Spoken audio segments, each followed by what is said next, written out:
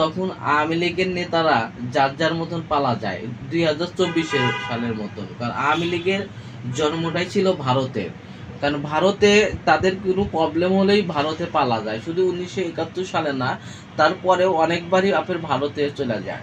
কিন্তু দেখেন 26শে মার্চ শহীদ প্রেসিডেন্ট জিয়া রহমান তার ছেলে, বউ, তার সন্তানদের কথা কোনো ভাবে নাই। এই দেশের জনগণের জন্য, এই দেশের মা বোনের জন্য স্বাধীনতা ঘোষণা দিছে।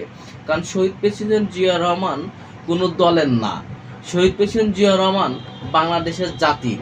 কারণ আগামী ভবিষ্যতে যারাই রাজনীতি করতে আসবে তরুণ সমাজ, কারণ শহীদ প্রেসিডেন্ট জিয়া রহমানের আদর্শকে ফলো করবে।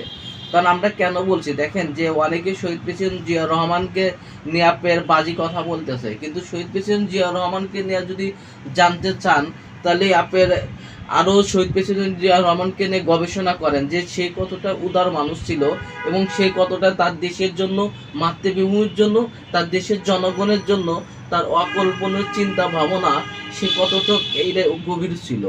আপনি একটা জিনিস দেখেন যে মেন সমস্যা কি, যে আওয়ামী লীগ, আপনার বিএনপি বা আপনার এনসিপি, ইসলামী দল, জামাত ইসলামী, এই মেন সমস্যা কি? এই মেন সমস্যা হচ্ছে, আপনি যদি দেখেন যে গতকাল নাহিদ এনসিপির সভাপতি খুলনাতে যে বলল কি, যে আমরা বলেছিলাম যে বিএনপিকে আমরা একটা জাতীয় সরকার গঠন করি, কিন্তু জাতীয়বাদী দল বিএনপি জাতীয় সরকার গঠন করে নাই। জাতীয়বাদী দল বিএনপি সংস্কার চায় না, বা জাতীয়বাদী দল বিএনপি বিচার চায় না। এখানে এই আপনি যদি এদের এনসিপির সভাপতি নাহিদ ইসলামের কথা শোনেন, তারা কি বলতেছে যে আপনার বিএনপি শুধু নির্বাচনের কথা বলতেছে, তাহলে এখানে রাজনৈতিক ভিতর একটা এটা অমাবস্যার চাঁদের মতন দেখা যাচ্ছে।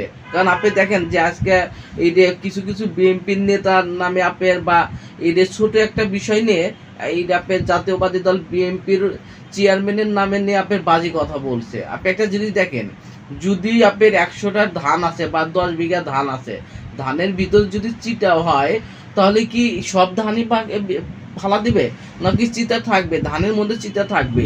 কারণ আপনার মানুষ সবাই ভালো না, খারাপ ভালো মিলাই এর মানুষ। আপনি যদি দেখেন যে এনসিপি কেন এই কথা বলতেছে, এটা হলো এটা বিএনপিকে আপনার চাপ সৃষ্টি করা, যাকে বলে রাজনৈতিক চাপ, যে তারা শাপলা প্রতীক পাচ্ছে না নির্বাচন। এখানে বিএনপির জন্য একটা সর্বনাশ ডেকে আনতেছে। কারণ বিএনপির আপনার যে তাদের দলের নেতাকে বাংলাদেশে আনতে পারতেছে না, অন্যদিকে তারা দল সংগঠন শক্তিশালী করতে পারতেছে না, দলের ভিতর সংঘাত, তারা কাউন্সিলরের মাধ্যমে নির্বাচিত করতে পারতেছে না। দেখেন এটা কোনো উভয় সংকট, আবার জাতীয় সরকারও গঠন করবে না। দেখেন যদি এইভাবে চলতে থাকে, আর